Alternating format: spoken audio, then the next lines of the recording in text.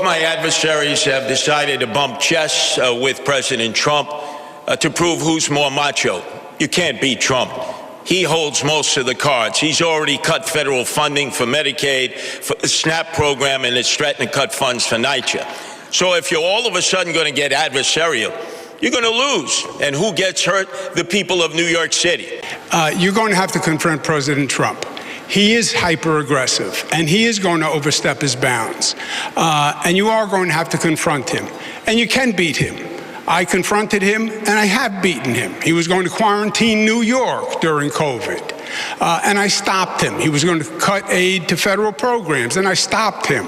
Look, Donald Trump ran on 3 promises. He ran on creating the single largest deportation force in American history. He ran on going after his political enemies, and he ran on lowering the cost of living. If he wants to talk to me about the 3rd piece of that agenda, I will always be ready and willing. But if he wants to talk about how to pursue the 1st and 2nd piece of that agenda at the expense of New Yorkers, I will fight him every single step of the way. Andrew, you didn't leave. You fled from being impeached by the Democrats in the state legislature. Leave. You fled. Eric Adams, this city of yes is on steroids, and he went wild taking care of his developer friends as he knew he would be one and done. I told you he was corrupt.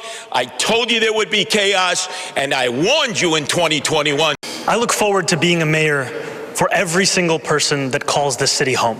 Not just those who voted for me in the Democratic primary, not just those that vote for me in this general election, but all 8.5 million New Yorkers. And that includes Jewish New Yorkers who may have concerns or opposition to the positions that I've shared about Israel and Palestine. I hear some people out there saying the Jews, their time is due, which means the same thing.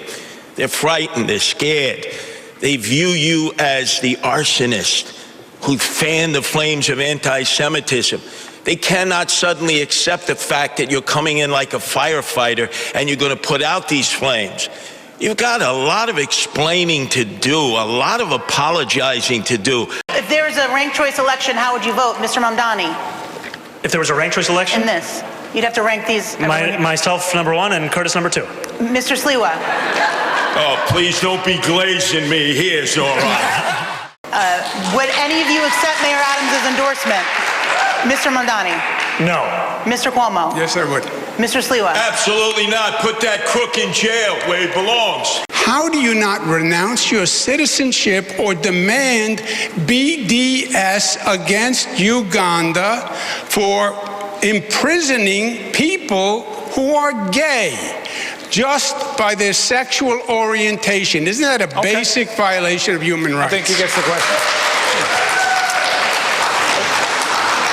My politics is consistent, and my politics is built on a belief in human rights for all people. And that extends to queer and trans New Yorkers, and it extends to queer and trans Ugandans. And had I known that the first deputy minister was the architect of that legislation, I would not have taken that photo. What do you say to the 13 women that you sexually harassed?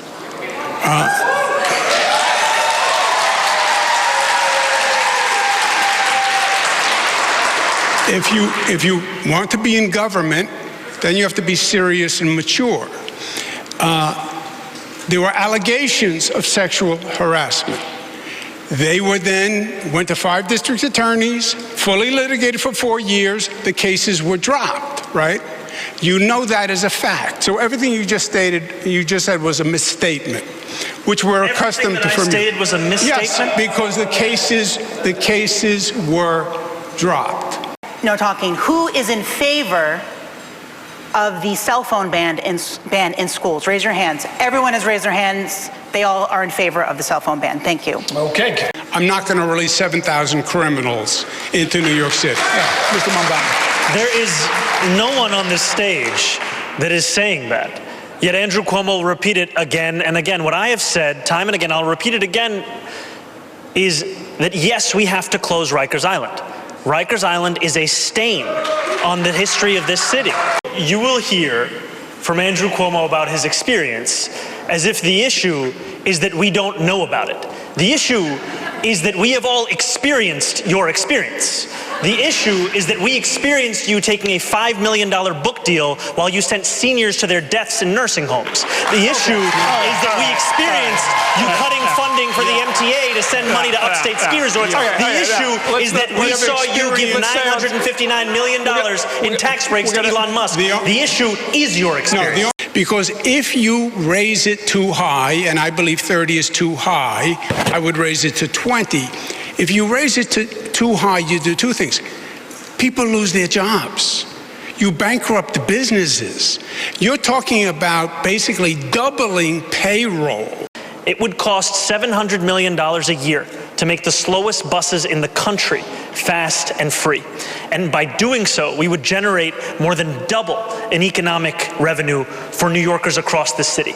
It would be something that would reduce assaults on bus drivers, it would increase ridership on those buses, and it would actually have environmental impacts, as fewer New Yorkers would drive their own car or take a taxi and would instead get on the bus. And I know all of this because I delivered it as a state assembly member who won the first free buses in New York City's history. First off, Zohran, I get a good belly laugh. Zohran, bro. Oh, all right. I'll keep practicing. I got you. Should people be arrested for the solicitation of sex, Mr. Sliwa? No. The Johns, yes. The pimps, the madams, and the absentee landlords. Okay. Mr. Mamdani. No. Mr. Cuomo. Zohran's decriminalization for prostitutes, Johns, and pimps would be a disaster on the quality of life in New York City. They should be arrested, you say? Should people be arrested for soliciting sex? It is a criminal offense. I would keep it as it is. Okay.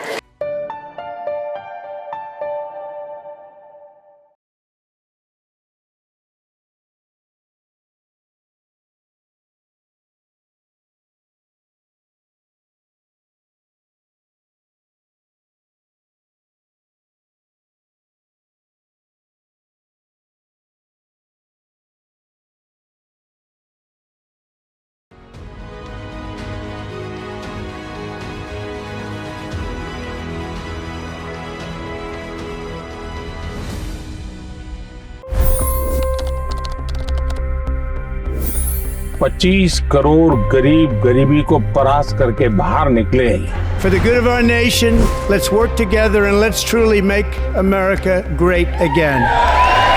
The fastest news breaks. Requested PM saying that look, you will have to speak to Putin and to Zelensky.